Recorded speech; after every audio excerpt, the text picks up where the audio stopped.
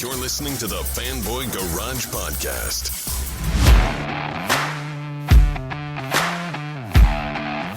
And welcome to the Fanboy Garage. I'm Chris Lasanti, joined by my co-hosts, Vanessa. I'm back, biatches. And Aaron Varola. Yo, what's up, folks? Welcome to episode 133 of the Fanboy Garage. We are back on video. We are back on audio because we never left you, but we have a show to give you guys today, this week. WandaVision continues to just do some crazy stuff to our brains and others. What else are we talking about? Just TV shows, more movies, trailers, a crazy ass trailer I will talk about related to Mortal Kombat. But let's get started with another episode of WandaVision. So, Vanessa, welcome back. Thank you. Missed you. Oh, I missed you guys too. Yeah. So tell us, what did you think? Because we have not heard your voice in a couple of weeks. Tell us about WandaVision. It's been so painful to watch WandaVision without like I look forward to that morning because I watch it in the mornings now, which So I don't beat you to it. yes, so you don't beat me to it, which also tells you how much I like it because I'm like, oh, I know why Aaron was watching The Mandalorian at like 6 a.m. Even though at that time I had to wait for someone else to watch it. But anyway, I was just so mad that for the past 2 weeks, I was like, oh, I can't talk to them about it on Sunday. But this latest episode, just holy cow.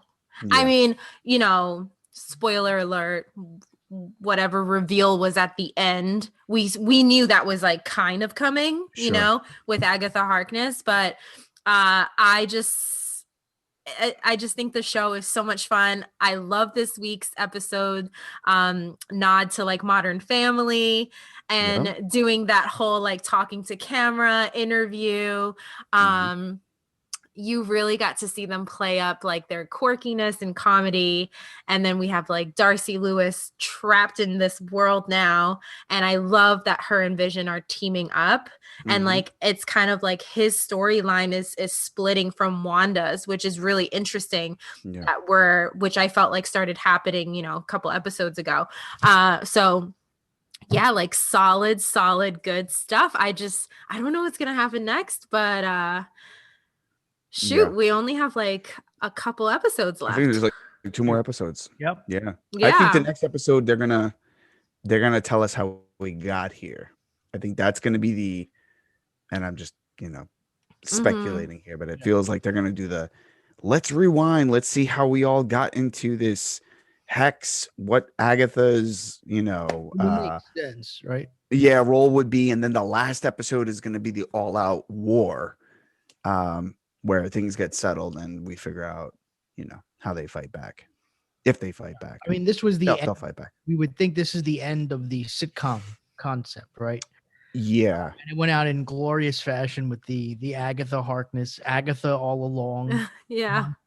That was awesome. That was great. It was goofy and quirky and weird, but like in all the fun ways, and just kind of showing how she's been, which we thought, we assumed that Agnes was going to be Agatha Harkness, right? Right. We didn't necessarily know that she was the one doing all of these things. Right. Which we did find out, and that was fun, including killing the dog, which was like, geez, they went there. Yeah. But I mean, and as you could see, here's the thing. So this Agatha Harkness, even though it was something we've expected almost from the beginning, now that it's out there and it's official, like we have 2 episodes left. Not to say that this is going to be the end necessarily of this storyline, right, of many of these characters, but like it's very easy to go down that rabbit hole now when you start to figure out like, well, what else is this going to connect to, and what else does this go? Because the connections between Agatha Harkness and the Marvel Universe are like, I mean, she was the nanny for Reed Richards and Sue, right? Franklin Richards, which is their son. She was their nanny for them. She ties in to Scarlet Witch and Vision's children. Right.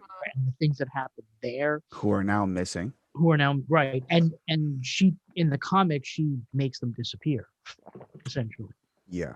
Because they were, so I mean, these are all these things, so it's like it's very easy to start to go down these rabbit holes and try to think like, wow, well, what else is this going to lead to? Her son is one of the main villains of Fantastic Four, right? Mm-hmm. So I mean, there's just so much, and I don't know what they're going to wind up getting into. The little mid-credit scene that we got, right? So it was the first that we've gotten. Yep. The first couple of episodes, I kind of fast forwarded through the credits expecting to see one, and we didn't get it. And now kind of sort of back in the proper MCU, right? Where we're sitcom stuff, we get our first mid-credit scene. And I mean, there are people even, throwing out all kinds of theories about that, right? Yep. And, like, what does that mean? Is Pietro, like, what does that mean for his character and all of this? So I've seen people say, oh, is that her son? Is it Mephisto? Is it this? Is that? Yeah. Still, are we going to ever find out? Like, is it? Did they? I mean, and all of this stuff. Like, we had the Nexus thing with the pills. With that plays a very big role in the multiverse concepts and all of that stuff. So there's just so much, and I'm trying not to get too deep into all of these theories and stuff, because I've made that mistake before with television shows, and because Marvel doesn't. Historically, the MCU has taken inspiration from major storylines from the comics, but they've really not been faithful to a lot of them. No. Right? They've done their own versions. So you really don't want to get too caught up, because then you're going to, wind up like mandaringing yourself, basically, where it's like you build something up and then it's like, well, they went in a different direction and I'm automatically going to hate it because it's not what I was expecting, type of thing. Right. You don't want to do that. And I think they're going to do things like that. So, who knows? And then the Monica Rambeau thing. I mean, we got to see her now. She has her powers full on now. That was awesome. That was like such a powerful scene. We got a lot in that episode. Yeah, I mean, we got a villain reveal and a new superhero reveal, which is great. All in 32 minutes. Yeah, a lot happened in this episode. Yeah. That was pretty sweet. I think oh God, the thing about Pietro is so interesting to me, because I'm of the mind that they wouldn't have cast Evan Peters without reason, right? Like there's some, unless they just want to like mess with our brains, which I hope that's not what they're doing. And then to your point, Chris, because of some of the reveals that have happened in this episode, I don't want to get myself in the place where I'm like theorizing all of these things, because hey, I know a guy who can build this for me. And last episode I was like, oh, it's gonna be Reed Richards, blah blah, and it's just some other soldier who I don't even care about. Yeah. She's like, yeah, I built this awesome truck. Is it up to your specifications? Like, that would have been an awesome opportunity for Reed Richards to pop up. But could again, there are still connections to Fantastic. Yes, 100%. Show, so 100%. Yeah. And Nick Fury and Skrulls, because those are all part of Sword to some extent. So, yeah, but this episode, holy cow, like, it was initially when I first watched it, I was like, that was a little weird, like the whole who's been messing it up all along, and they kind of give Agatha her own show. I was like kind of thrown off from the whole thing, totally knowing that that's probably where we were going with it. But once they did it, I was like, oh man, that's kind of crazy, because she moves from color into black and white, right? And everything has been stitched. And I'm like, oh my God, I got to go back and watch every episode to see if there's something off. And there is. And I mean, and we've been saying it, like there's always been something off with Agnes. And when they pull up all of the faces for every citizen within Westview, she's the only one that doesn't have one. So there's that. And then there's the timing of things too, right? So like when the twins are born, and then when the twins get older, and then when Pietro shows up, like the timing of that, a lot of that coincided with moments where things were about to fall apart. Yeah, and she intervenes. Yeah, Vision, Yeah. somebody else was saying like, "Hey, what's going on here?" Right. Right. And I mean, the whole aging thing, like, there's theories that she's putting some potion on them when she's spraying them as she's doing her Mm-hmm. little lunges or whatever. And then they age up. And then obviously there's the comfort that Wanda felt with showing her magic around Agnes. So like when the kids age, Sure. there's that thing. And then even her playing into like, oh, do you want me to take that line again? There have been episodes, almost every episode, clearly, where she's intervened or she's manipulated something. Right. Like she made it seem like Wanda was in power. She Right. made it seem like she's in control. Right. But meanwhile, she was she's She's been manipulating. controlling her. Right, exactly. She's been manipulating Wanda, making her think that she's in control. Yeah. Yeah. The whole, I mean, even when she in the second episode when Wanda discovers the sword drone in the Mhm. bushes. She's right The there. moment she's focusing on that, Agnes comes into frame and is like, "Oh, it's the star of the show," and snaps her right out of that moment. So yeah, clearly Agnes, and again, we were right in terms of who she was. Mhm. It was funny. Jimmy Kimmel a couple of weeks ago had interviewed the actress who plays Agnes and had asked her straight out, "Are you playing Brilliant. Agatha Harkness?" And she had like a drink, and she was like, "No, no, no, no, no," like chugging the drink. Like, what was the question? Blah, blah, blah. Like, yeah, I mean, there's a lot to this because it's like, so first of all, in the comics, Agatha Harkness is really not a villain. no, she More of a mentors. mentor, Yep. yeah. And there have been times where actually Scarlet Witch has kind of taken on the more of a villain role, right? Yep. She has, and so And we have she to can. figure out that now, right? So where are they going, right? So they have a couple of episodes to tell us like what's really happening here. Yeah. Is she a villain in this story? Is she not?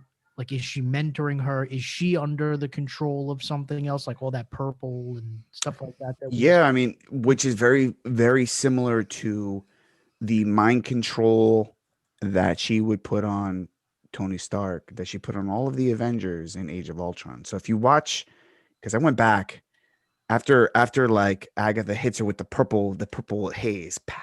Oh yeah. Mm-hmm. And her eyes kind of do that cloudy thing. You see the veins. I went back, watched Age of Ultron. She does the same shit Wanda does to the Avengers. It looks exactly the same. Right. Mm. Your eyes. The other thing Right.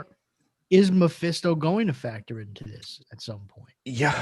This show, meaning, and whether he factors into the unit. Like, so here's, because the thing with this show, and this is something that might actually frustrate viewers. And again, I don't want to get ahead of things here, but like seeing where this thing may be headed. And I know that the actress that plays Monica Rambeau, she was saying that like the ending is kind of like sad and it's beautiful, sad or something like that.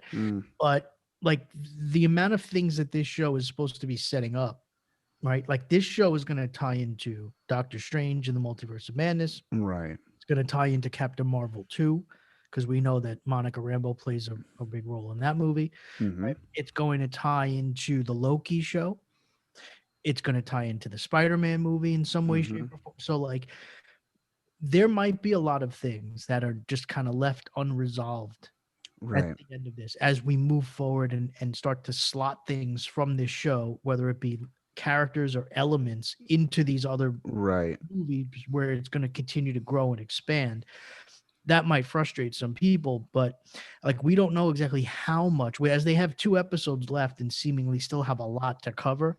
Like we don't really know how much is going to be, like where this show's going to leave off. It may not leave us off in the most satisfying place ever. I hear you, but in true Marvel fashion, I mean, the first Iron Man leaves us with Nick Fury sitting on the couch of Tony Stark and is like, I'm pulling together a team, and everyone's brains are like, right? So naturally, every iteration or every sort of episode within this larger hero narrative is going to play to a bigger Avengers team up movie, right? I think that the elements that I would love to see happen are clearly the twins disappearing. And this is the break of Scarlet Witch, of, Wanda. Wanda loses her mind over the loss of her kids and fractures. I mean, and this is very much what happens in the comics, fractures the multiverse, which impacts the rest of the heroes.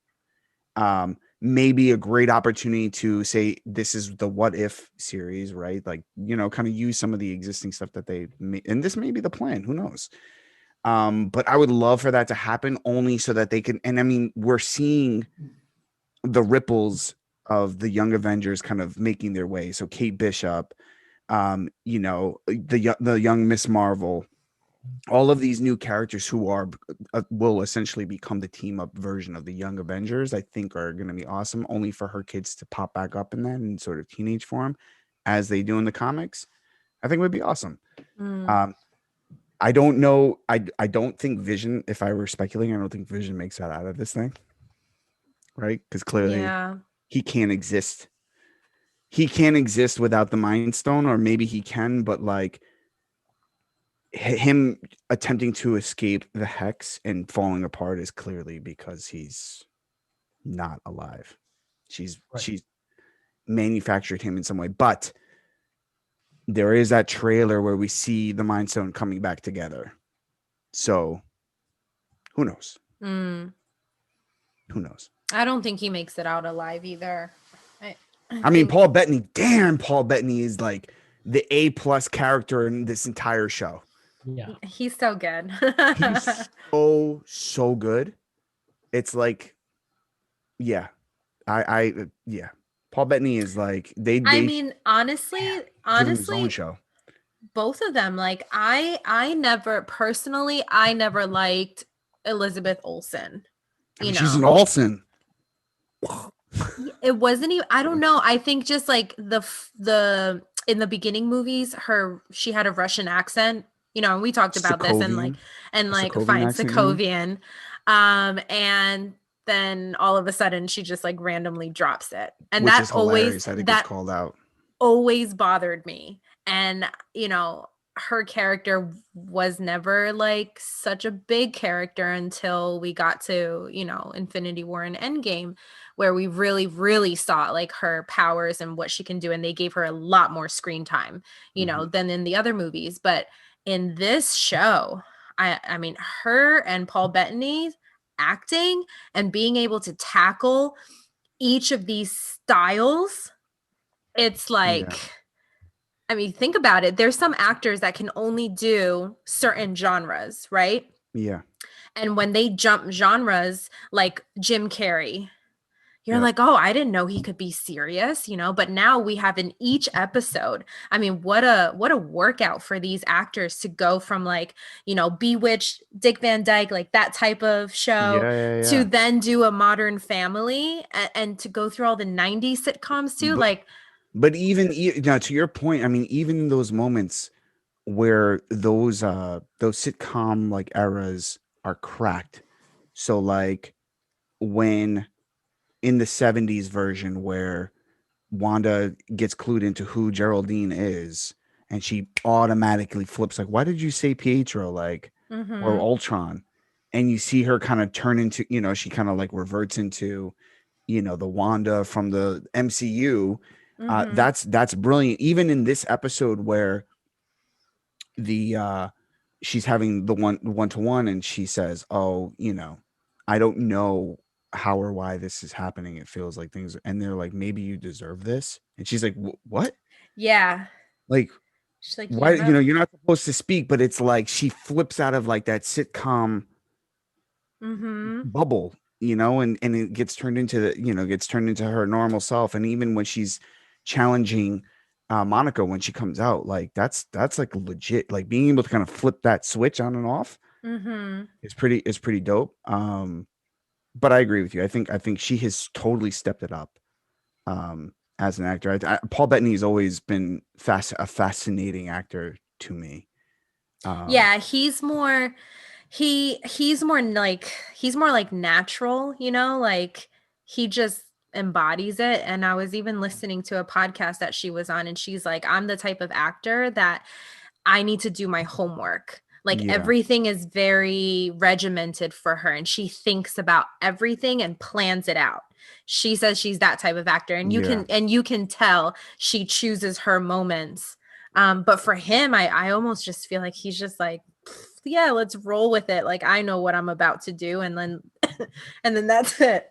It's funny. Paul Bettany's so great that I mean they essentially came up with the idea of making Vision, giving him like Jarvis's whatever personality, because they wanted to figure out a way to keep Paul Bettany around. The dude is so good. He's so good. I mean, the scene in Age of Ultron where he picks up Thor's hammer and is like, shall we get on with it? Like, yo. I mean, that scene is so good. And he is in and out of the makeup phenomenal. He's a phenomenal actor. There is something, this is going to sound a little nuts, and I don't know if anyone can vibe with me on this, but there's something very Christopher Reeves about him to me. I don't know what it is. It might be the eyes, but like if there was anyone that could play that person in real life, like a Chris Reeves biopic, it would be Paul Bettany. I don't know what it is about him, but I think there's something good natured. There's something very human about him, which is probably why he does such a great job of being Vision. And we've seen him now, and this is something that Christopher Reeve did a lot in that Superman franchise. We've seen him have to go like on a dime from comedy to serious. Yes, and that's something that, you know, because the emphasis in the Richard Donner / Christopher Reeve era of Superman was Clark Kent was a complete comedy character, right? He was goofy as part of the whole like identity thing, right? It was like, we're gonna make him seem clumsy and goofy, and then he, like, the perfect example is the scene in when he reveals himself in the theatrical cut of Superman 2. When they're on their honeymoon, whatever, and he burns his hand, and then he just the glasses and just looks at her, and just like the way his face changes, like he becomes Superman. Like things like that, and Paul Bettany's doing similar things here because he's had to go from like goof to serious. Like I think you're probably picking up some of that. Oh, I hope there's a miracle that he like makes it out somehow, but it doesn't seem promising. There's a few things I want, and I'm not, forget the big picture stuff, like where this is going with Doctor Strange and Fantastic Four and all that other stuff. Just short term, like things that I would love to come out of this show are, I would love to figure out a way to get like to leave Paul Bettany trapped in this world so I can watch him do comedy at the same time. But I also would love to see the Jimmy Woo show. It just searches out weird and unusual cases and teams up with Darcy, maybe, I don't know. But I thought originally Monica, but she's clearly got her own path now that's beyond that. Right. So yeah, these are the types of things I'd love to see come out of this, because I've become attached to those elements of this show, right? Jimmy Woo is one of my favorite parts of the show. And obviously Paul Bettany is maybe my favorite part of the show. So I would hope that I don't think we're going to see much more of one, but we may see more of the other. So who knows?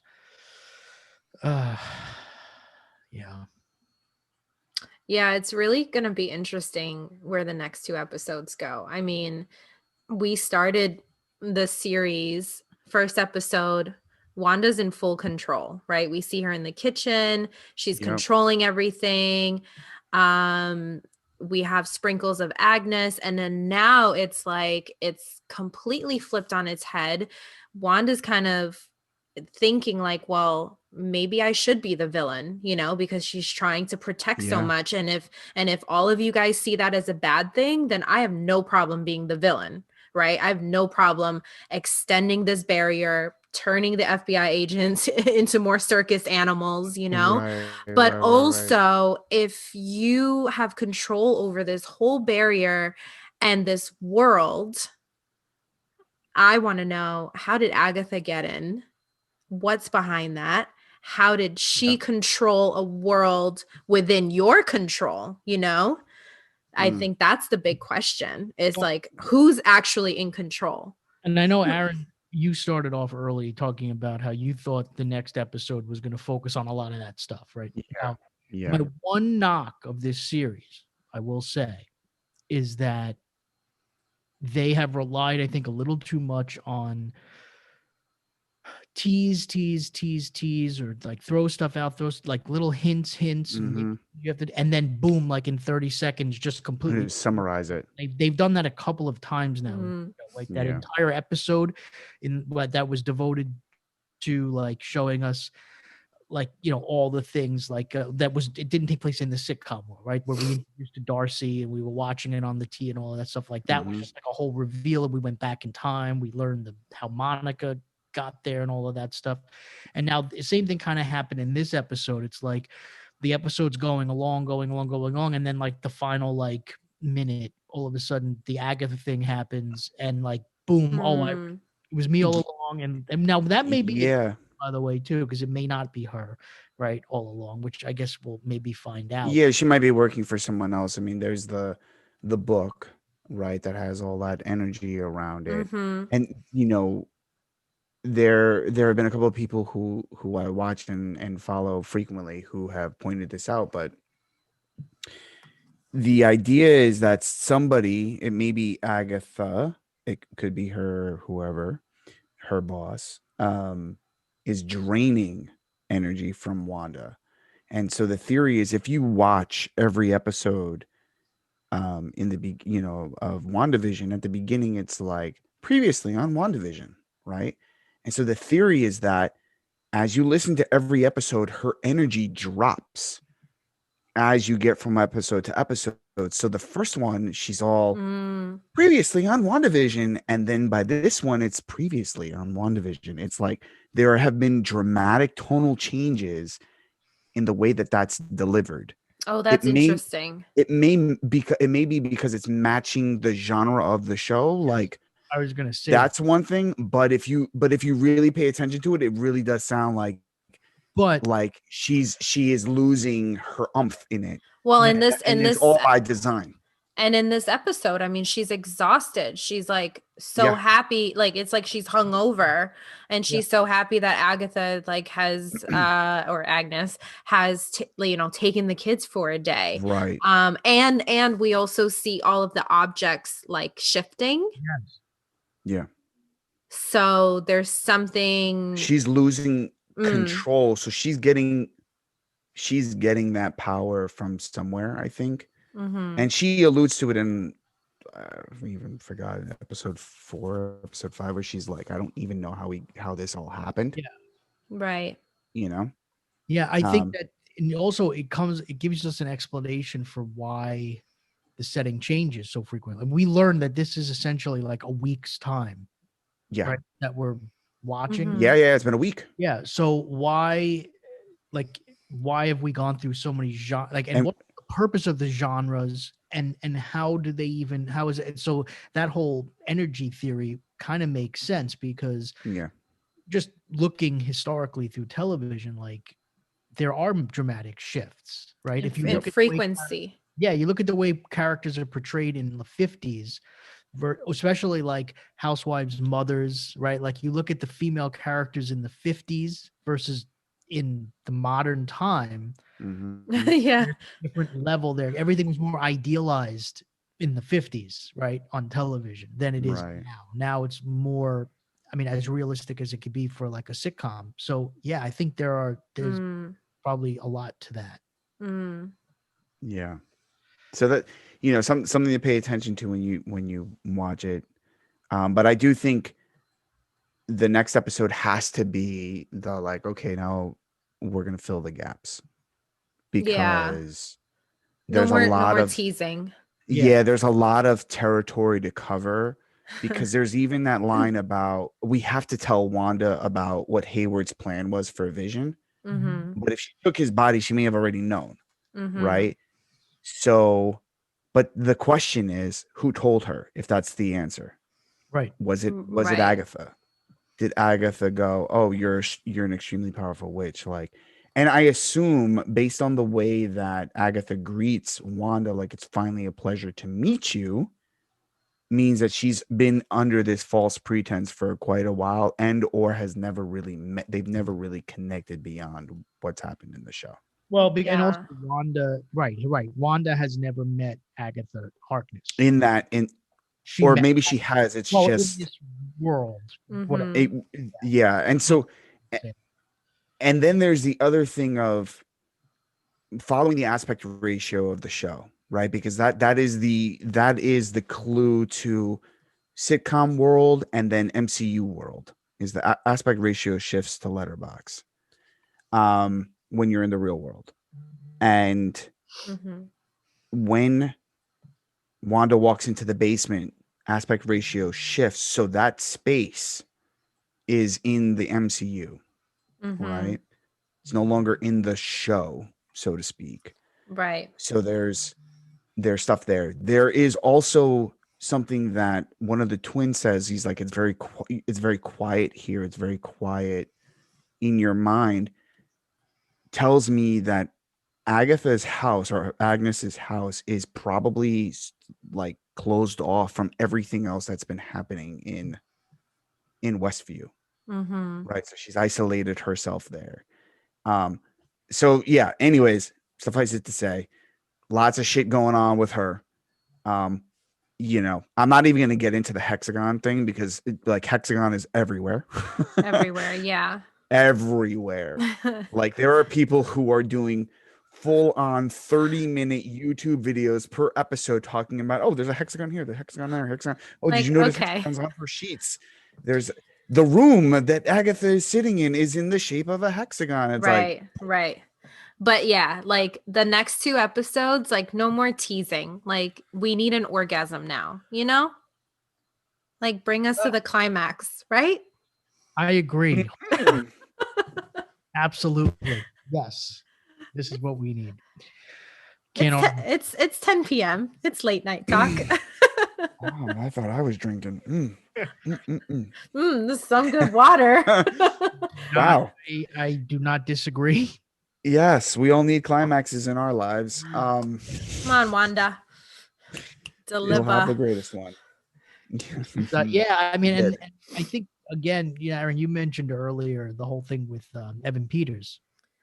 It's like, yeah, it would be very cruel if this was just like stunt casting, where it was like, let's just get people talking, and considering how everybody knows, that the X-Men are eventually going to join the MCU, right? And it's all under one umbrella now. Like it would be cruel to dude. That oh my god! And then it turns out that it was just like, we did it just because it would, it was, fun, to get. I would be so pissed at Marvel for doing some shit like that. Like I don't. Yeah. And then the cast him as Quicksilver, right? It's like, come on, dude. And the fact that he pops up in that mid-credit scene just to kind of let you know, hey, by the way, don't forget about me. Like, I'm still here. Mm-hmm, yeah. Snooper's gonna snoop. Yeah. Like, dude, tell me how you're here, because Right. I desperately want to know. Like, where did she pluck him from? Well, and you would think that would be one of the first questions that Wanda would ask her, right? Yeah. Before I forget about this, I'm sorry. Here's something interesting, right? And I don't know what this means at all. So, but I'm just gonna drop it. I'm gonna leave it here. So, Wanda knows that's a fraud, right? Wanda knows. Oh, don't trust that guy. That's not your uncle. Like that's an imposter. Vision knows that it's an imposter. How the F does Vision know that that's an imposter? That's what I want. So maybe Vision is retaining some sort of his memory in this universe, or his link to Wanda is that strong. Well, that might be it, because he doesn't remember being an Avenger. No, he doesn't. Tell you, then he wouldn't remember like Pietro, and that it wasn't him. He Right. wouldn't have known. He wasn't even there when she figures out that he's an imposter. Yeah, You see what I'm saying? Like, I get it. Yeah. Yeah, He and gets- also Pietro died before Vision, but he tells right. During kind of. It was during, but they don't think they ever did they meet? Yeah, they had to have met. No, they didn't because he went off with Hawkeye. right.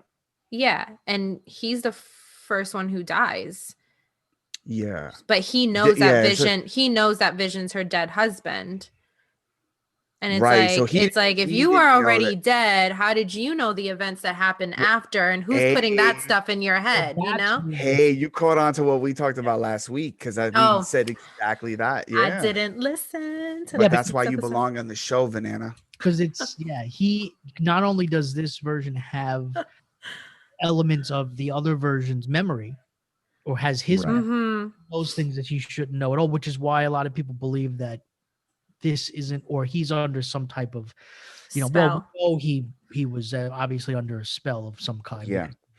because The other thing, so there was a fundamental truth that I thought was always a fundamental truth in this universe, was that anyone that died before the snap, like for real, couldn't come back, right? If you didn't die as a result of the snap, you couldn't come back. Right.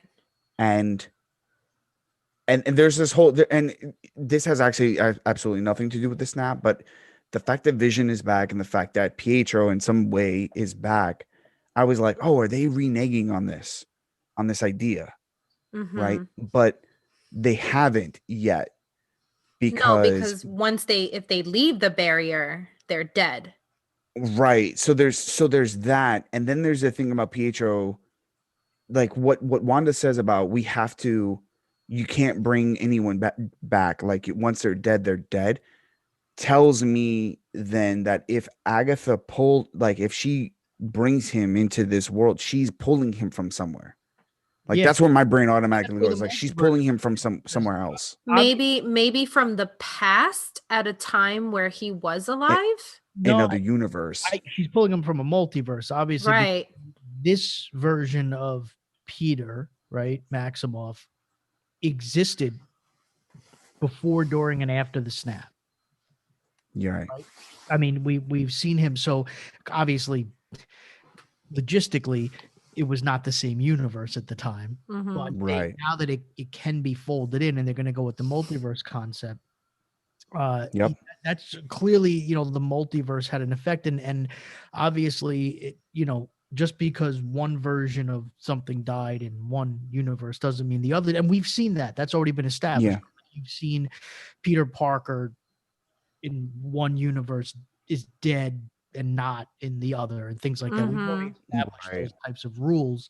Or J. Jonah Jameson's. Or right, or they go in very different directions that are not Right. tied to one another and things like that. So, yeah, I think that's probably where you would think they would be going with this, right? Yeah, and here's another theory that I'll just leave right here. So, Monica goes into the hex and comes out, Mhm. right? So that's twice that she's been in and out of the hex. Mhm. Goes back a third time, becomes a superhero, right? Do we think that maybe it's because she's been snapped that her CBMs or whatever they call her, CMBs, the cosmic whatever they called it, the radiation, CMBRs, whatever. Is it because of that is what changes her molecular DNA, right? Because actually they say DNA. Do we think then that anyone that's been snapped could have the potential to be a mutant because they have now some sort of, and that will be Marvel's introduction to the mutant kind? It's very possible. I mean, you would think that snap, that moment is a huge moment, right? Yeah. And it's bigger than just getting us to the next part of the Infinity Saga, right? Right. It was that, I mean, that doesn't happen to half the world, and there's no fallout to that. Right. Clearly that type of an event would lead to that. And I don't see why it wouldn't open up the possibilities for that, just like this situation with this hex Yep. and the whole thing has opened up new possibilities, right? It's for expanding powers. I think we're at that point now where they have to start to come up with, I mean, reasons for other than isolated situations like getting bit by a spider, radioactive spider. Right. You have to start Y- coming to or create blasted by mutants. gamma radiation or something like that. Yeah. You have So to what if at the end of this, the hex gets bigger, covers the entire world, and that becomes Sure. the sort of catalyst for the multiverse, but also is the thing that eventually alters everyone's Mm. or DNA, and they or become the brings X gene. other, yeah, I mean, unless you're going to say that you we're not going to see any other. So if Evan Peters is truly going to be revealed as, yes, this was in fact the Quicksilver from Yeah, we start getting a little bit of this universe or whatever. blending. Yeah, whatever they're going to call it, is if he, unless you believe he's going to be the only one, right, that they bring over, they're either, you know, they're going to have to do either a mix of more of those characters Mm-hmm. are going to Mm-hmm. kind of come in here, or you're going to have to get new, or both, right? Maybe one, the other. I mean, you've already introduced an One of them. X-Men from Yeah. that universe, so you would think you would, again, you I need, mean that's a perfect that it would, to me, would be yeah, perfect if they're like in this universe there were a whole bunch of people called mutants and they ended up getting folded into this universe now. Be crazy. yeah. I mean, not that you necessarily are going to Oh, go with those, what? that casting and stuff like that, but you can take the concept of it, right? You can use it to introduce the concept of it and Yeah. figure where you go from there. Yeah, I mean, there's a lot. Is it going to tie into? I mean, the other thing with Fantastic Four, because they just announced this weekend that they're starting the writing process for that movie. Yeah. You know, are we going to be getting like an origin for the Fantastic Four at some point, or is the Fantastic Four already like a thing at no pun intended, at this point, or are they going to be, you know, like how is that going to work? Like that's the other. Mhm. I mean, there's so much now that's up in the air. We don't really know, and if so, is this, or an event like this, or an event like the Snap, is that also going to tie into that as well? That origin. I mean, there's Mhm. so many things. That's why I say you don't really want to go too far down the rabbit hole, because you'll drive yourself crazy trying to come up with all of these theories and figure out what. Yeah. Yeah. Yeah. So many I gotta chill. possibilities. Yeah. I have to chill because I go nuts with the theory. Clearly. All right. Well, we'll see.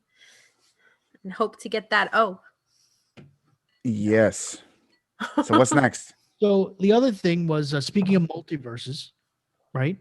And all of that fun stuff. There is a multiverse situation going on over with DC too in their films. Mhm. And they announced, well, actually, it was the director, right? Yeah. Of the Flash movie, which for now is still just called the Flash movie.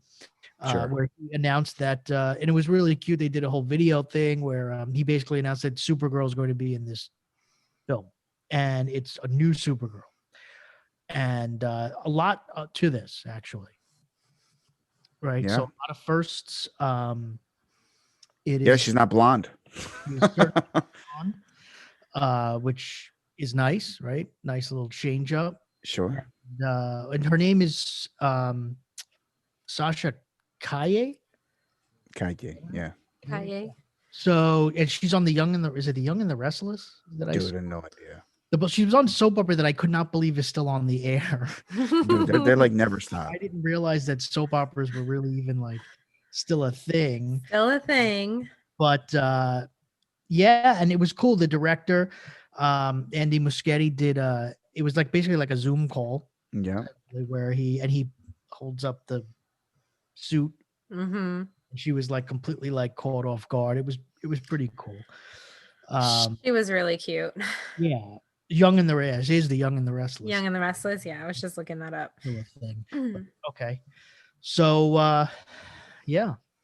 Yeah, that's, I mean, exciting news. I mean, definitely an opportunity to shake things up a little bit when you are exploring multiverses and such. So I everything I've seen so far has been super complimentary and excited and positive about the casting, and um, you know, I think he's gonna have a lot. He's gonna have his hands full. That's for sure. He's got the weight of a Batman on his shoulders, the weight of properly introducing a Flash.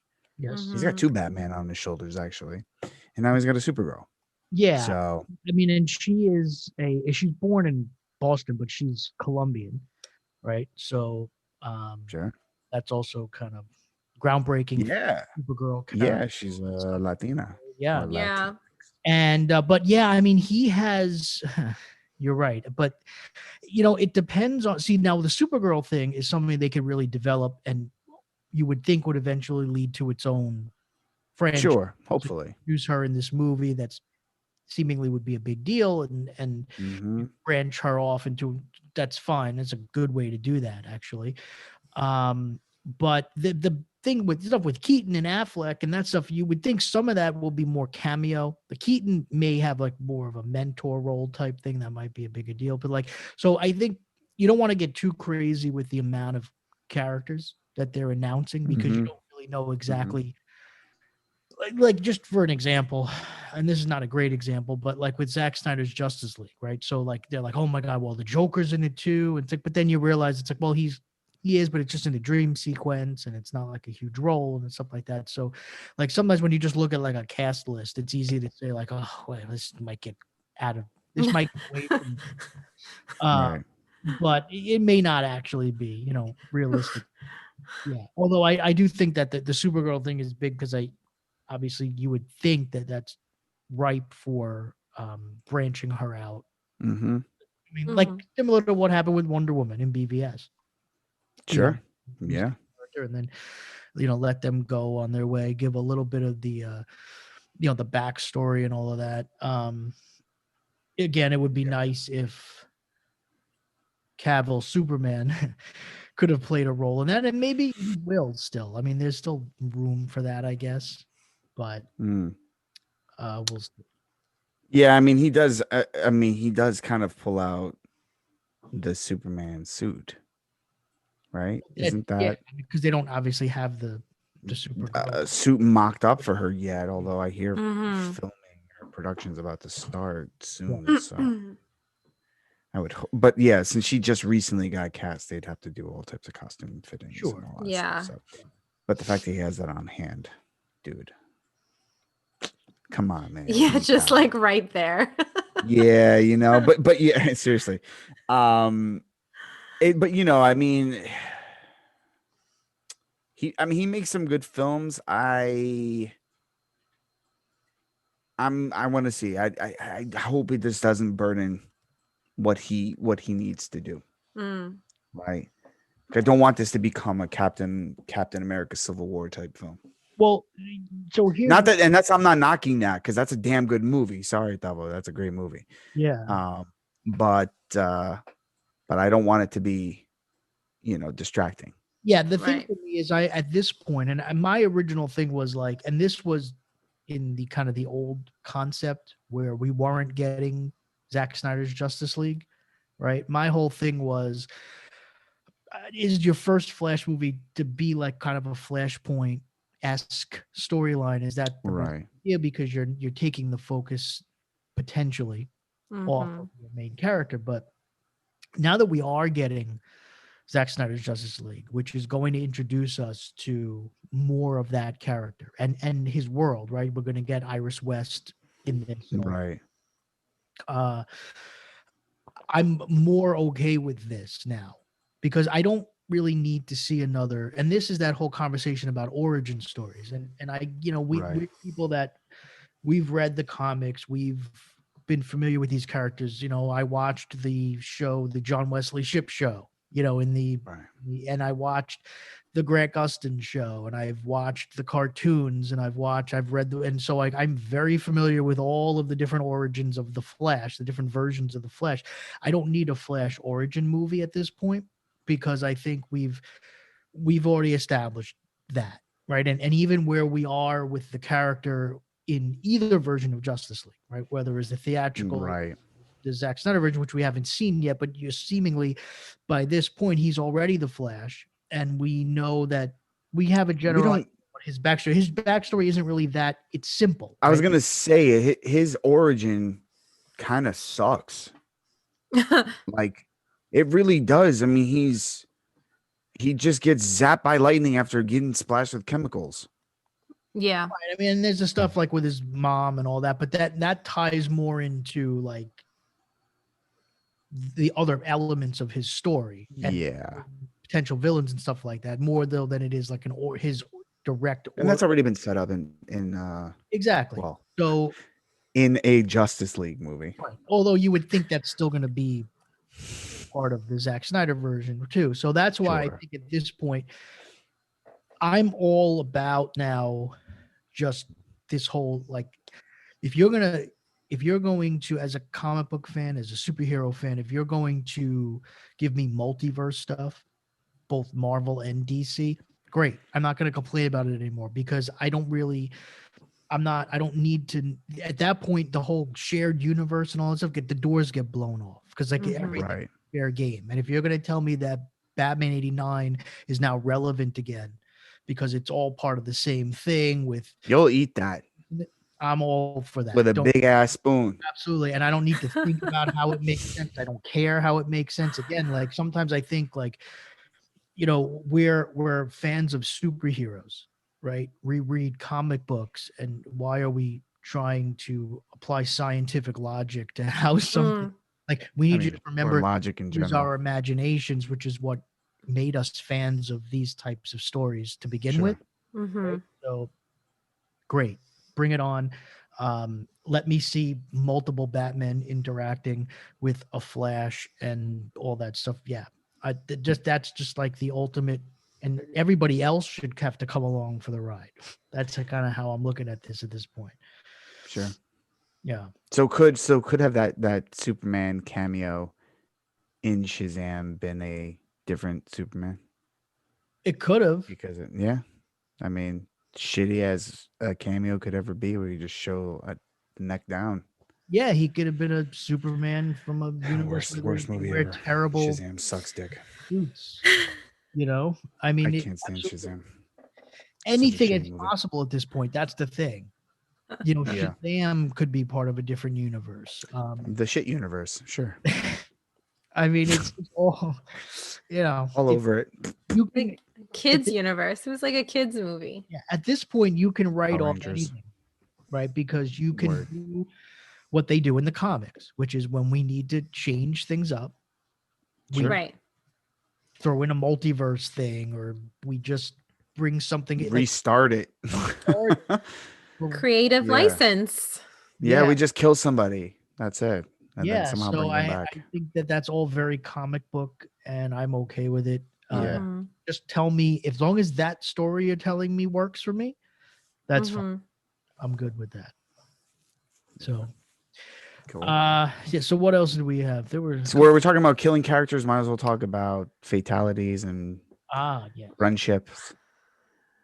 Yeah, so Warner Brothers, who now have owned the rights to Mortal Kombat for a while. They've done nothing with it until now. They released a really cool animated film, right? And now we got the trailer for their live action version of Mortal Kombat, which looked pretty damn cool. It looks so sick. Yeah. It's gonna be so freaking dope, this movie, just by watching the trailer. Louis Tan, Joe Taslim. I mean, like, yeah, I didn't realize Joe Taslim was in this. That got me really excited.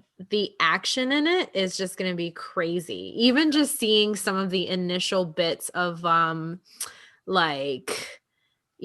Sub-Zero ripping what's his name's like arms off. Yep. And then he gets the metal arms. Like, it's brutal.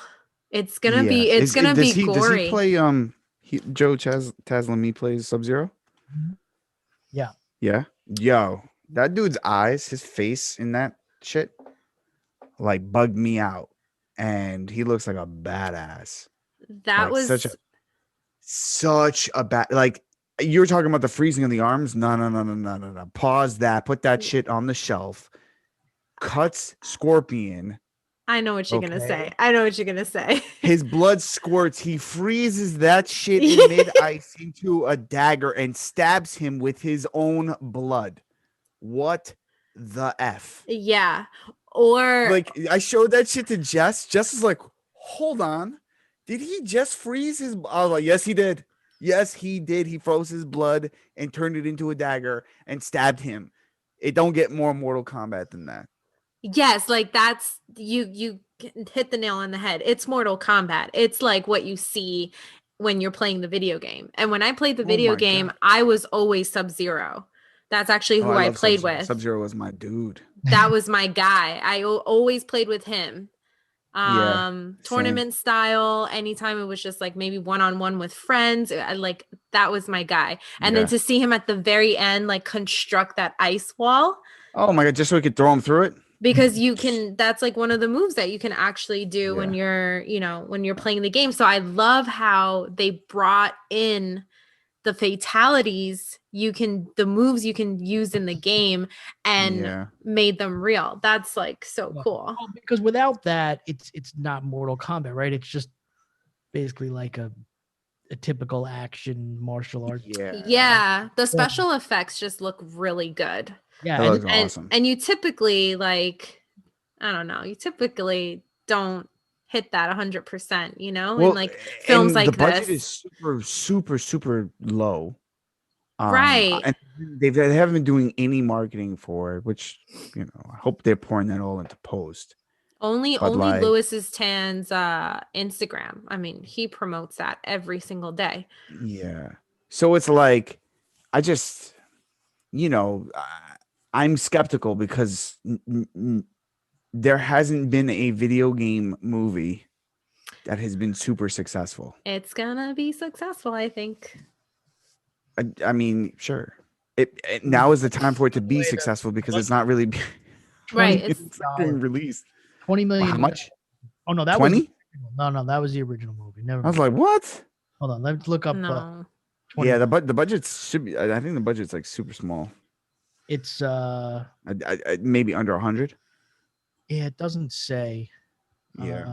I mean, this thing's been in development forever. Yeah. I mean, you're seeing it, at one point it was $50 million, but that was years ago. Yeah. So there's no official. And who was the guy that was pushing this hardcore like years ago? He made like a short, Kevin Tachorian or something like that. Yeah. I don't know how to pronounce Tancha Rowan or something like that. Something like that. By the way, who directed an episode of Warrior. So and if you want, at one point was attached to produce this. Yeah. So check out, by the way, check out his Kevin whatever his last name is. Check out his short. I think it's like a 10-minute short, a Mortal Kombat short. It's pretty dope. I don't know if he's still sort of attached to this, but like this has been a long time coming. And one of the things that he's not okay. One of the things that I appreciate is that the story between Sub-Zero and Scorpion has always been a rich story of like two feuding clans. And I'll be honest, I hate Liu Kang. Like, because I used to use him all the time. He's a cheap ass dude, especially when you do the bicycle kick. You hold down the bicycle kick, you let that shit ride, then you do his flying kick and his like little fireball, whatever the hell. And he's just such a goody. I'm glad they're not focusing on him. Focus on the ninjas, because everything is about ninjas. Everything should be about ninjas. Focus on those two and like make that shit about them feuding. Everyone else, Sonya, who cares about her? Jax, who cares about you? They didn't even introduce Johnny Cage. Great. I hated him too. Put all those dudes on the shelf. Make it about the clans. That's all that matters to me. Yeah. Because I make the rules of life. I don't know what y'all think about that, but That's where I think that shit should be. Well, this is I just think it looks dope. this is the premise. Is a washed-up mixed martial arts fighter named Cole Young is unaware of his hidden lineage or why he is being hunted down by Sub-Zero. Right?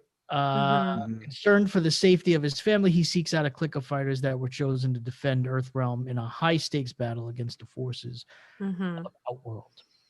Oh boy. So Sub-Zero is like the villain, and clearly this young dude becomes the new Scorpion. That's pretty much how I imagine this thing happening.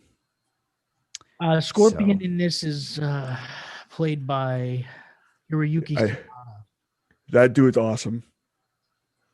Who- That guy's an awesome actor. He's in The Last Samurai. He's in Westworld. He's been in a bunch of shit. Mm. So, yeah. 47 They got who's the dude that plays the dude, the young guy? Don't even know. Cole, is that his name? Young, Louis Tan. Louis Tan, who's What in other movies? He's What in other Wu movies is he in? Assassin Yeah, and Into the Badlands. and right? Into the Wu Badlands, Assassin. right. I saw Louis Assassin. Yeah. He was and he- Shatterstar in Deadpool 2. Right. He comes from a martial arts background. That's awesome.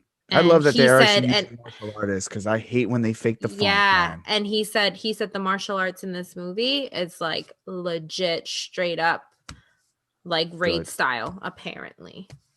Yeah, well, and Joe Taslim, obviously, from the Raid. Yeah, That's exciting. yeah, That dude's exactly. Loveland So- Warrior. Loveland Warrior. I gotta finish that show. First time direct That's a movie, though, too, by the way. oh, that's not good though. First time feature film director.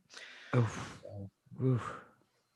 Oh, this is ooh. That doesn't, I mean, you got to just- start somewhere, right? I know you got to start somewhere, but damn, man, you knocking that down a couple of notches for me, man. I'm telling you, you mix in that whole like it's a video game adaptation, it's gonna suck. That's where my brain goes. No, gonna it's suck. not. Let me tell you something. They were like, "Oh, Assassin's Creed's gonna be amazing. Michael Fassbender is in it." I'm like, it's gonna Right. suck. It's Right. gonna that suck. And you movie know what? sucked. I watched it and it was so bad. It's like one of my favorite video games ever. And it's just blasphemous. Yeah, It was like pretty shits bad. on the legacy of Assassin's Creed, that movie. It was pretty bad. It was horrible. You got like a 10-year-old dude running on rooftops and he's like doing all that shit. I'm like, what? That's a 10-year-old man? You kidding me? Yeah, No way. yeah. No way. That movie was Helicopters pretty chasing bad. his ass. Come on. He's I mean, pretty cool stunts, but Bullshit. especially that big fall that they actually did for real. Oh, the eagle fly, yeah. That was pretty cool. But that's like behind the scenes, you know. That's nothing. Yeah. That's nothing. So Hey, he- I'm excited for this movie, even though Mortal Kombat though is where it's at. Oh, and then I love they did it mad slow. They played the music from Yeah. the original. Oh man. Yeah. I watched that movie for the first time in Puerto Rico with subtitles. That was the first pay-per-view that I like ever watched in my life and begged my mom to buy it for me. You Yeah. know, when you could order pay-per-views for like 24 hours, I think, for like Yeah, I remember that. shit back in the day. $9.99 back in the day. Yeah. Oh my god. Yeah, I had that thing on CD. Was it on CD or tape that I had the song? Which is Oh. on me. Love that shit. Had that shit on repeat, like just looping it. and this is Yeah. so this is going to be on. It's going to be on HBO Max, right? Yeah. Yes. Is it April 16th? Something like that. Yeah. So Yeah. So we're gonna get smacked in the teeth with April 16th. Yep.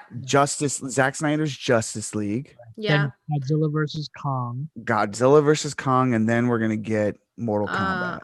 So it's almost like the start of the summer blockbuster is gonna be all on. We ain't going outside. And we're gonna Oh, get it's getting warm outside. Don't Winter matter. I'm still pale Soldier. as a ghost. Winter Soldier.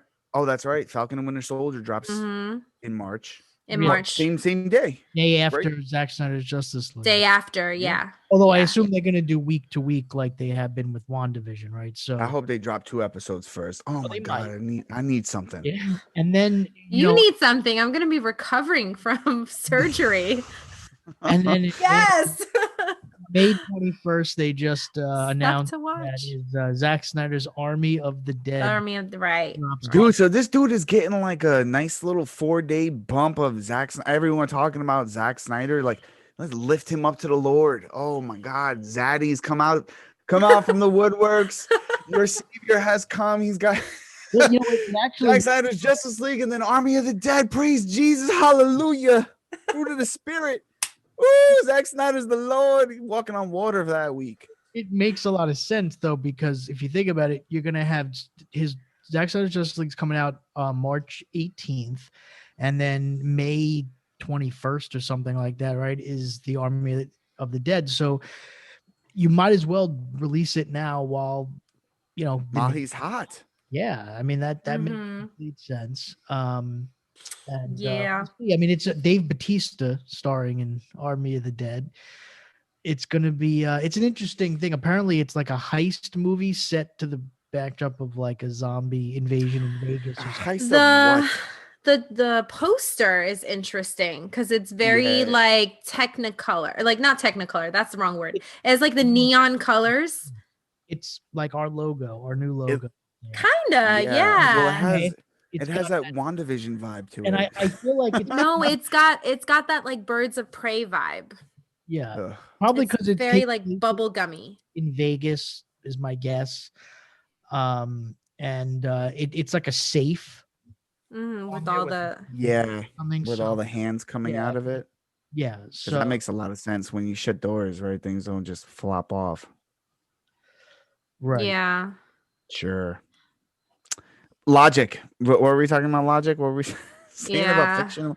Shit don't make no This sense. is- Yeah. Zack Snyder said that they stuck a Easter egg in there in Army of the Dead, where like when they open the safe and they look in, you see like 4 film canisters of Zack Snyder's the Justice Snyder League. cut. Oh my Yeah. god. Oh, what an Easter egg! I can't wait to spot it. Not an Easter egg if they're already talking about it before. Oh, I know, before exactly. It's It's like- spotted. Everyone, put the Vaseline away. It's okay, guys. It's okay. Oh boy. Ugh. That's hilarious. Yeah. So Wow. anyway, so that's that. So that comes out too. So it's going to be a busy, like starting next month, it gets really busy as far as like movies coming out. Yeah. Will be available at home. And then we'll see what happens in May with Black Mhm. Widow. And Yeah. Right. Oh man, Black Widow. I so- know. I feel Mm-mm-mm. the energy picking up though. You know? Yeah. I kind of feel like the energy in the air is that we'll get back shortly but surely. But it's not going to be another year of, like last year of quarantine, Yeah. Right? I mean, well, Or am I just wishful thinking? No, like that. I mean, February is basically over. So Yeah. we're talking about, you have a couple of months essentially to start advertising and marketing. And I think we mentioned this already a few episodes ago, but like at some point you have to make a decision, right? Mhm. And Yeah. going on what to do. And I think while things are improving significantly, and we're even starting to see like here in New York, I mean, they're starting to now like even like arenas and sport stadiums that are at least 10,000 seats, like can have 10% occupancy and stuff like Madison Square Gardens allowing 2,000 people for Knicks games. You're going to see who knows what's going to happen with baseball, but obviously if they're going to follow the same rules, and we're starting to see things now. They've expanded capacity in restaurants and things like that. So, we're starting to see signs that things are turn around. Now, does that mean that in May that it's going to be like, oh, okay, everybody can just go and do whatever? No. No. So I think you have to start to prepare. And I'm just wondering if there is going to be some type of an alternate plan Like, are they going to make it available for like a premium access type of thing? I Even for just think they're gonna need to. they might have to, right? You would think. Yeah, I mean it's Especially with the, I mean, think about it, like with the numbers that Disney Plus has right now and the momentum that it has. I mean, you have all these eyeballs from that fandom now, especially because of WandaVision. And by that, yeah, people have had WandaVision and Falcon and Winter Soldier. yeah. They're so tuned in to Disney Plus. I don't think it would be crazy They, that you're going to they get a need to lot do a more. dual strategy. Yeah. It needs to Yeah. be very similar to the way that Bill and Ted handled that, where it was like, we're gonna do, or even the way that the way that Warner Brothers is doing it, except add, put a price to it. You're going to get the film in the theaters where you can, or where you feel most comfortable in going. But if you don't, you will have to pay a little extra to get it in your home. Yeah. And I mean, you're gonna make money. Like that's it. You're gonna make money. Like, Yeah. that's all that matters. They'll have And done you're it. gonna put out They'll have already done 2 of these premium access events prior to May. So Yeah, Mhm. but so is Riot and the Last Dragon getting both releases? Is it getting in theater and I don't. premium I mean, I access? know it's premium access. I would assume there's going to be limited theater because Mm. why? Why would you? Yeah, I mean, so if I were Disney and you were to do this sort of hybrid release, that Black Widow is the perfect movie to test the strength of your streaming service in this environment, right? Like like as people are starting to kind of get more comfortable with going back to the theater, like they could very well use Black Widow as the nitrous for Disney Plus, but also as a sort of like benchmark for if we were to do a major blockbuster film, like this is how it would perform. It is. Mhm. It is going to have a theatrical run Okay. as well. So Okay. yep. Yeah. I mean, And that's March 5th. So yeah, they should do it. it's coming up. They should totally do it, Black Widow. Yeah. I think you're right. I think they might have to because I think you're Mm. still going to be leaving money on the table. Because even if the theaters are, open up more, it's still going to be limited. You're going to have limited Limited capacity. things like that. And Yeah. people might have to get tested. So you never know like what they're going to do. So I don't see why you wouldn't. Clearly they're not going to move the date, right? I think at this Mhm. point, and why not No, build off they of the shouldn't. momentum that you have now with Marvel fans, all over this Disney Plus and used to taking in their content that way. And it's kind of a great test too because it's not a movie that it's it's a like a prequel, Yeah. so it's like Right. I'm sure it ties in somehow, but it's a good testing ground, I think. Yeah. And the other thing too is it's May. How early in May is it? The release. Black Do we Widow know? is Yeah. Um, Like May, May is it in the 7th. 20s? May 7th. Okay, so check this shit out. So Falcon and the Winter Soldier gets released on the 19th of March. Yeah. mhm. of March. You have 9 episodes, maybe. I don't even know how many episodes. 9, 10 episodes, maybe. That would put them right smack toward the release date of Black Widow, in or around that date. If you want all eyes, if you want to like anyone who was like on the fence about Winter Soldier, oh, do I want to get the Disney Plus subscription? Boom, you hit them over the head with Black Widow Mhm. and you stack that shit. I'm telling you, it's gonna happen. I'm Yeah. not gonna call Yeah. it right here. It's gonna happen. Yeah. It's going to It be makes total sense. 6 episodes 6 episodes, that but are that still puts 40 them to within the 40 to 50 minutes long, 6 episodes, so it's going to run until April 23rd. a week after. Come on. Right. Fucking 2 weeks later than Come on. Oh my God. It makes perfect sense. I bet they're going to do it. Yeah. They'd be so stupid if they didn't do it. Yeah. I'm really looking forward to that show. And then can you imagine, like, you come off of that show and then they're like, boom, we're gonna give you Black Widow. And the Right. Loki show is scheduled to come out sometime in May as well, I believe.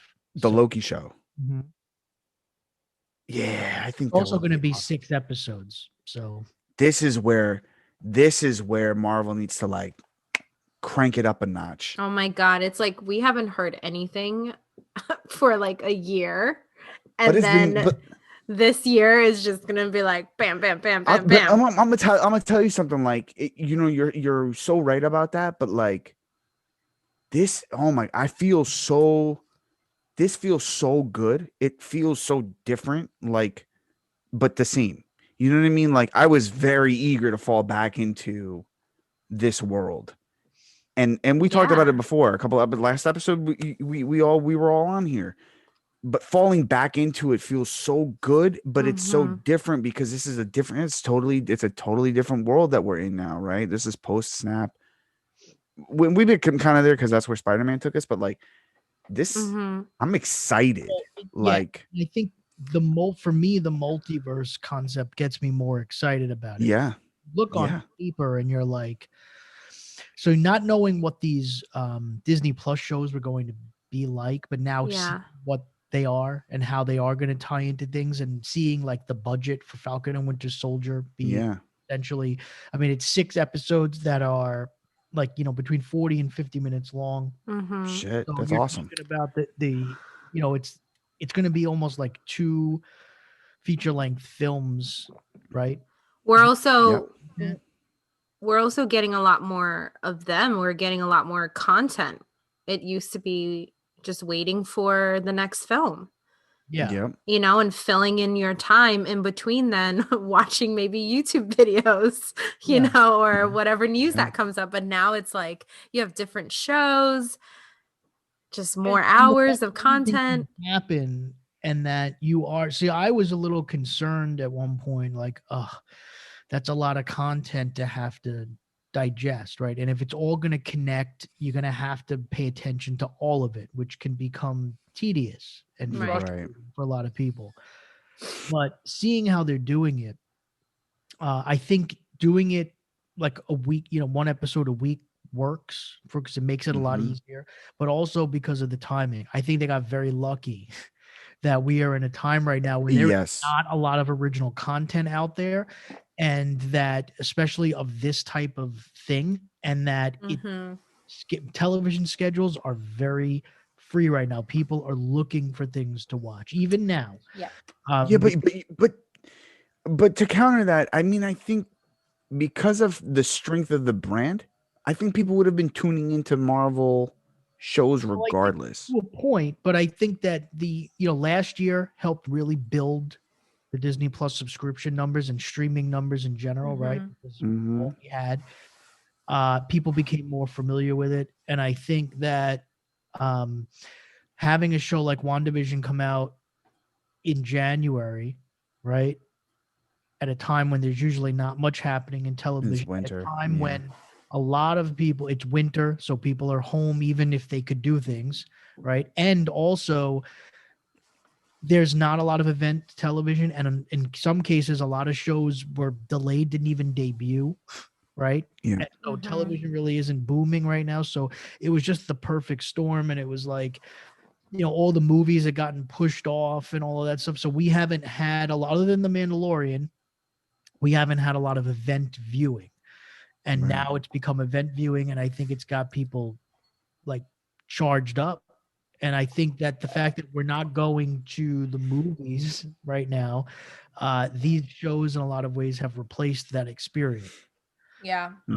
Which helps because you're not gonna get a lot. We're getting Black Widow and Shang-Chi, and we're getting the Spider-Man thing and Eternals, and so it's like I'm more excited for some of these Disney Plus shows than I am for some of the movies. Yeah.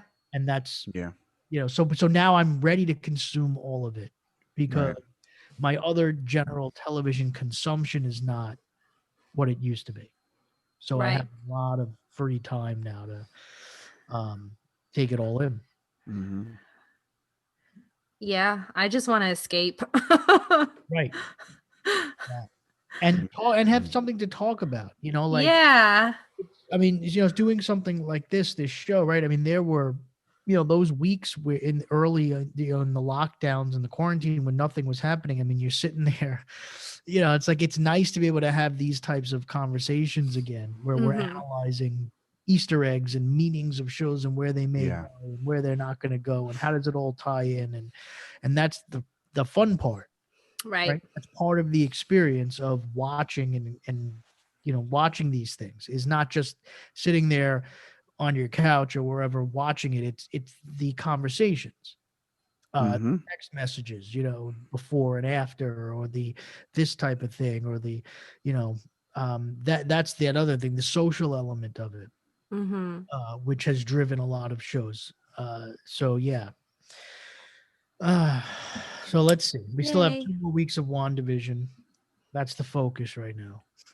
Yeah. Right. We'll make it. Yeah.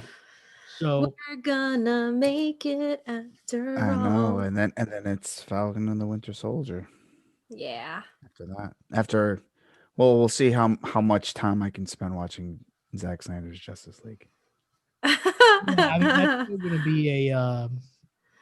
I'm gonna watch that during that weekend. I mean, like I said, I'm gonna try my best to do it in one sitting. Yeah, there's no way I could watch it on that Thursday night.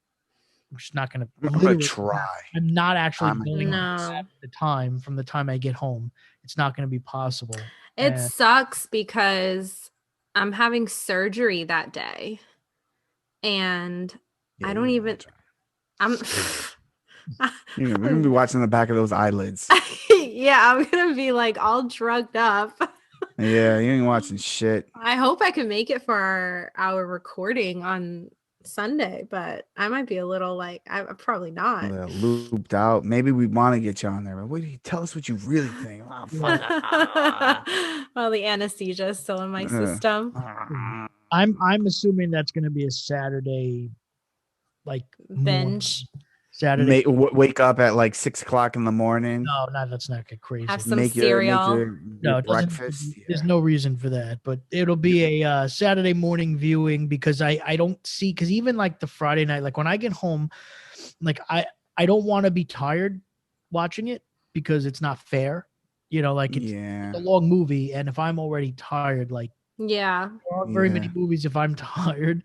I don't care if it could be an hour and a half. If I'm tired, I'm not gonna enjoy sitting through it. So yeah, I'm thinking, do what I did for Wonder Woman 84, which my original plan, until I realized it wasn't premiering until noon, whatever time it was to get up early and just like throw it on. So I think I'll probably just get up, not at 6 a.m., but probably throw it on like sometime in the late morning, and then just while I'm at my like most refreshed, and hopefully get through it in one sitting, meaning like one actual viewing window. Like I might stop. I was gonna say it's that kind of shit where you have to like take a half a day from work. Like, guys, I'm not feeling too good because I'm gonna watch Zack Snyder's Justice League for 4 hours. Like, it's that kind of take a half day. Yo, because seriously, like, truth be told, I'm thinking about my schedule. Like, I don't get the TV by myself until like 9:30. Right. I'm not staying up till like, and I'm old as shit, so I'm like in a coma, Yeah. by like 11. And if I've been having some margaritas and shit, I'm not gonna make it, man. I'm not making any. You'll have to like split it up. My chest. I'm gonna try to fit my son's bib on my neck. All right, so don't have any margaritas. No, I'm gonna have to like line up the Red Bulls and shit and some coffee. Well, either that or you'll have to do like an hour or so Thursday, an hour or so Friday, an hour or so. Yeah, I mean, like but I then said, it becomes like a whole week of it. Yeah, it's a task. You know what I mean? Like, right. That's what the thing. And it was funny because like I watched. It started The Irishman, and that happened to me with The Irishman. I made it like an hour and a half in, and I was like, "Holy shit!" They were not playing around. Like, this is a long ass movie. We split that up into 2 viewings. Yeah, so did we. Yeah. Like I said, I'm just wondering because of the fact that for a while there it was supposed to be like 4. episodes, like a 4-episode miniseries. I wish I'm they kept it wondering- like that. I'm wondering if there are points in this where you Where can, like signals to you. Yeah, where you you can stop. take a little break. Probably. so or like points, maybe that'll be Yeah. I guess thing where it's like you'll be like, okay, this is a point where I could actually kind of stop this and resume it tomorrow if need be, and not have it be weird. Well, when The Irishman came out, like you could find stuff online like the best places to stop. So I'm sure once this is out that The weekend, entire like movie. there's gonna be an article that's gonna be like, this is the best place to stop if you can't watch it in one sitting. Yeah.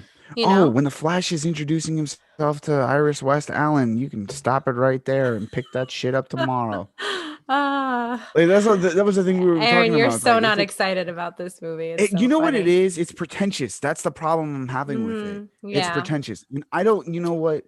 I get the need to wanting to explain your shit. I got it. I get it. It's cool. But like, do not patronize any of us. We've like anyone who's watching this movie may have seen Justice League, and I'm sure there are many that have not seen it. But like, we know who these characters are. Do we need all that bullshit? Do we need all that context? Right. Is that absolutely necessary? Only if this is going to be your one. I mean, it's his shot. right? Yeah. Yeah, I exactly. guess so. But it's like his shot. Victor Stone, for example, Cyborg. Do I need to know that he was a star football player? Yes, you do. No. Yes, you do. No, I do not. So you could see that. So you could see that beautiful slow motion scene. Skip that shit. Fast forward. There goes a whole hour. Problem with that, well, see again. So that's the perspective of some fact that you kind of know the origin. I do, but there are people that aren't, and there are people that, and I think that the Cyborg character is just kind of weird. If it's like, oh, well, by the way, here he is, and he's just he's Cyborg. They did that with Aquaman. Yeah, but it's not. I mean, Cyborg is something that people still need to be. They did that shit with Wonder Woman. What are you talking about? Yeah, but Wonder Woman, everyone know, like Wonder Woman's iconic. Cyborg is somebody that people still need to be familiar with. Character. Mm-hmm, so Wonder Woman doesn't really have she's got an origin, but like, it's not like she's an Amazon.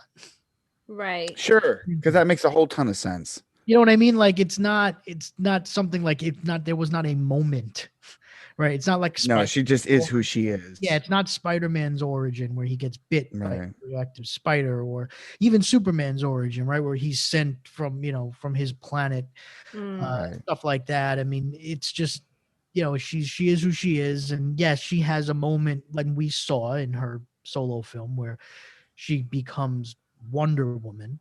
But for the most part, I mean, she's the only thing that differentiates her is the costume. That's it. Still her. She could be her. She could be that character without it. So that part you can kind of get, but Cyborg's a little harder to explain. Yeah, I'm sorry. I'm totally judging a film I haven't seen. Like, it's fine. Right. It'll be fine. I'm gonna get through it. We'll see what happens. I hope it's so good that 4 hours is like has me at the end like I could go for another 4. I actually think that's going to be a good in a weird way. I think that's going to be a good test for me, because knowing how long it is, right? Yeah. If it starts to fly by, like that'll be a way. Oh, okay. I mean, we talked about this. I said it. If at any point you feel like, holy shit, I'm only an hour and a half into this film, that's a problem. That's a huge problem for me. And it's a problem with any movie, right? Because I've had in movies that are 2 hours long, where it's you're like, oh my god, what time is it? Like I felt like that initially with Aquaman. I was like, damn, what? Oh my god. Okay, here we go. Yeah. It's not like Titanic. Can y'all just fight that masterpiece? It's like my action figures. Can I just mash you guys up together and that's you win, you lose. Okay, your arm is broken. Let's go. I always say that one of my tests is how many times or do I bother checking the time? Your watch. Right. You've got to care. You've got to care. You've got to care to see what happens next. You only Sorry, The only difference is at least at home you can fast forward. You can't do that in the theater. So it becomes a little more frustrating when you're in a theater. Right. And you're like, oh my God, this time isn't moving. Yeah. Like what's Yeah. happened? That happened to me like with Godzilla, the Gareth Edwards Godzilla. It's like nothing happens for like the first hour. Then when you're just like, oh God. But here at least you can kind of fast forward through things, which I really want to do that. But at least you have that if you want to just try to kind of through it a little bit. We'll see. Anyway. Yeah, I know you guys probably talked about this last week, but I don't think the trailer did a really good job at like kind of making us care about wanting to see what happens next or I don't know, like it was just cool, but it wasn't like it didn't capture me to be like, oh, dope, I can't wait. I don't know. And for some people, I don't want to like shit on the people that are like super excited about this film. Like our friend Oshri, but yeah, he's got to make you care. That's and I'm not feeling that right now, but we will see, because sometimes trailers really don't do a movie justice. Sometimes you can get a really good trailer, like the Shazam trailer was awesome. I thought that was pretty cool. I wanted to see the movie because of the trailer, but then like the movie was disappointing, like I thought like, oh, this is so cool. Like it's kind of like got this like we're back to high school, type of vibe, and it's kind of funny. But then the movie just totally didn't live up to it. So sometimes you have the opposite of that. Yeah. And we did talk about it last week, and we had different opinions on it, because I actually was excited by the trailer, mainly because I think that for me, it was more about the visuals. Because that's the part I don't like. A 4-hour movie is going to be difficult to sum up in a trailer, right? Yeah. And also it's a movie we're not completely unfamiliar with. So I think a lot of times when you see a trailer for the first time, like the Mortal Kombat trailer, part of the thing that gets you juiced up is the fact that it's like, oh my God, I had no idea what to expect from this. Right. Look, and here it is, and it's cool. With this, I think we have an idea of what to expect from it, right? For the most part. Yeah. It's really more of a matter of like how it all comes together really is going to be the key. I don't know that this is a movie that needed a trailer, right? I think this is a movie that people you're either excited about.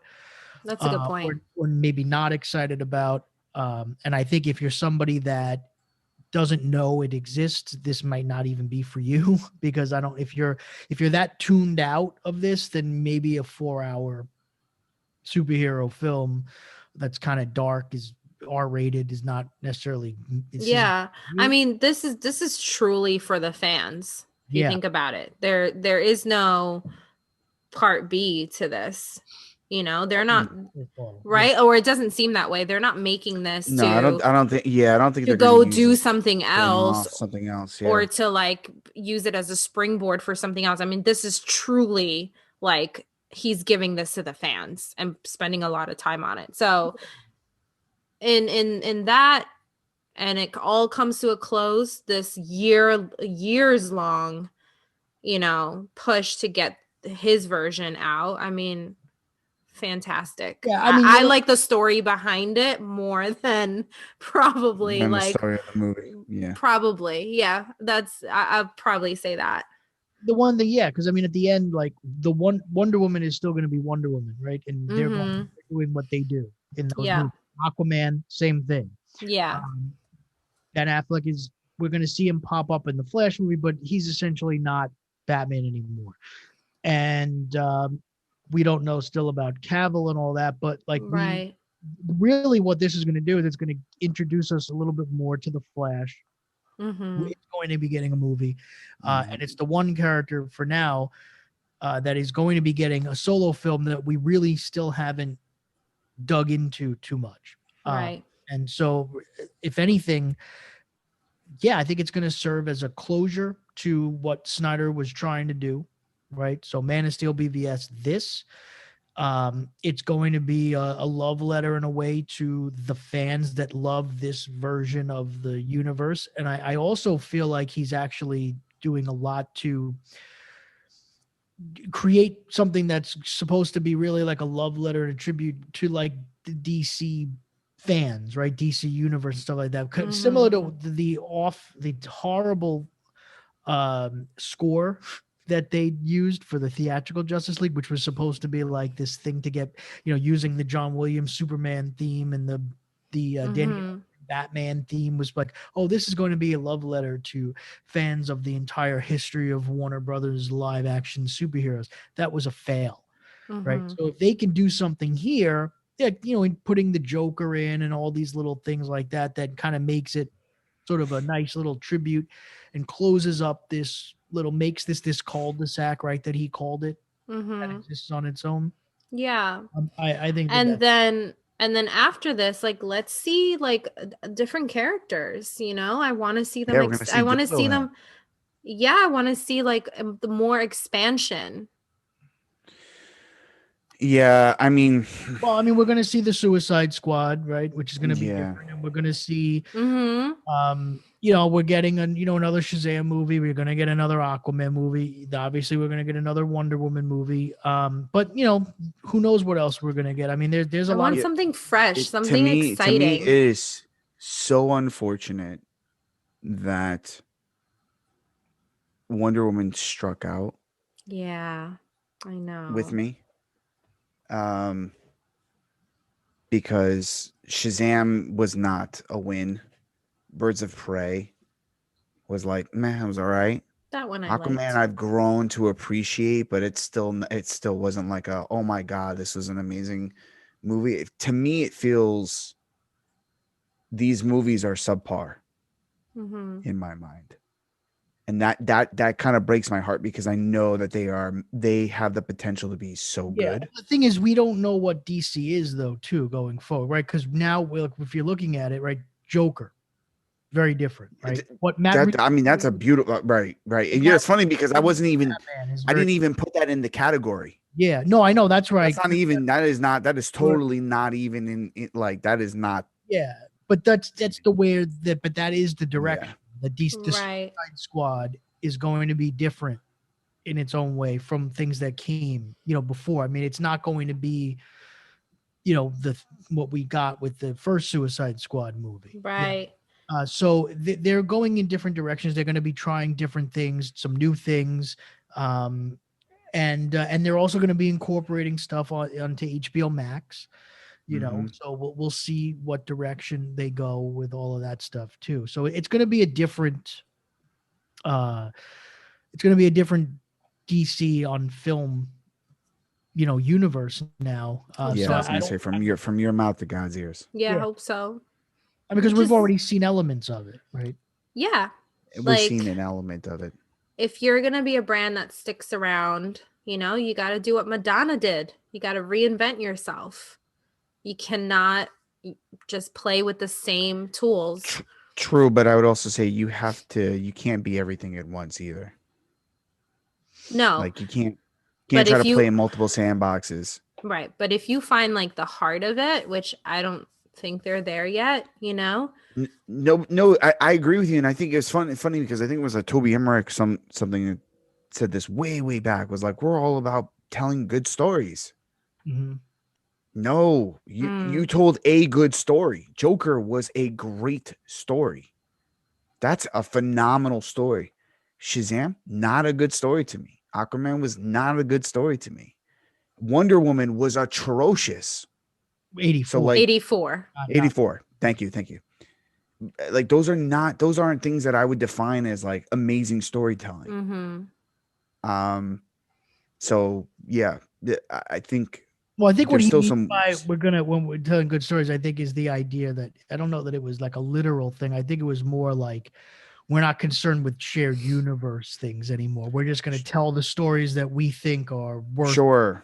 Just make sure that they're good, but they haven't been. Yeah. So that means if we're going to go in a different direction with Batman and we're going to have multiple Batmans or different Jokers, or like the idea is, we're not going to not make the Todd Phillips Joker movie because Jared Leto was the Joker, or Mhm. because there's a Joker. Yeah, no, that makes total sense. I think, that's kind of where he was getting at with that, was like, we're just going to focus on telling. It doesn't necessarily mean they're all going to be good stories, but the concept is, if we have a story that we think is good, we're going to tell it, not worry about, where it fits in something, which is the way they really should have been Sure. in the beginning, because those are strong characters. You said before you can't play in different sandboxes. I think you can, as long as you're not looking to merge those sandboxes at any point, right? So like, you can do what they did with Shazam. Shazam wasn't going to fit with the Justice League, right? That they were building toward, right? So, you can, so you can do it, but you have to keep it somewhat separate. Doesn't mean that it all has to be completely separate. You can have parts of it that are linked together. And that's okay. I've always been on record as saying that as someone who was always a DC fan and not really a Marvel fan as a kid, I would have been perfectly fine if they never. I've always found the Justice League the least interesting part of DC. And again, mainly because Batman is my favorite hero, and Batman in Justice League is never as exciting as he is on his own, because he's the only one without the powers, and he's kind of silly. He's got to be flown around, or he's got to be just left in the watchtower or something like that. So it kind of minimizes. I mean, there are things you can do with Batman that are cool, like when he comes up with ways to make sure that he can neutralize them if they ever go rogue and stuff like that. But for the most part, it's not really where I love my Batman. But they could have gone forever without making a Justice League film, and I would have been okay with it. Yeah. So I hope they figure it out. Yeah. Me too. I'll try and watch it underneath the oxycodone. You should actually watch it definitely after taking that. Hey, it might make it better. There you go. I'll be like, I'll drug Justice League. You ever seen Justice League? Like high? Oh boy. Alrighty. All right. Before we devolve any further, sure. Let's wrap it up.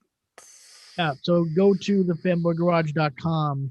You can check out our episodes. You can check out our shrinking merch store. As we've now had 2 more designs pulled by the powers that be. You can, as of now, you cannot purchase the Batfleck or Keaton Return shirts.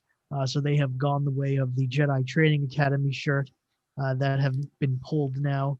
But there are still things up there. You can still get the I'm Cool I podcast and all that other stuff. And who knows, maybe certain things will make a return at some point.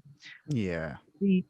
Of course, you can join the conversation on the social medias, the Twitter, the Facebook, the Instagram at the Fanboy Garage. And of course, go to our YouTube channel, the Fanboy Garage Podcast, to watch us live and in living color do this show. And you can, of course, subscribe to that and hit the notification button so you can find out when our cool episodes drop, and like our episodes and all that fun stuff. That helps us a lot. And you can find me on Twitter at RealCLmighty. You guys can tweet me at Vanessa_TFG. And you can find me on Twitter at A_.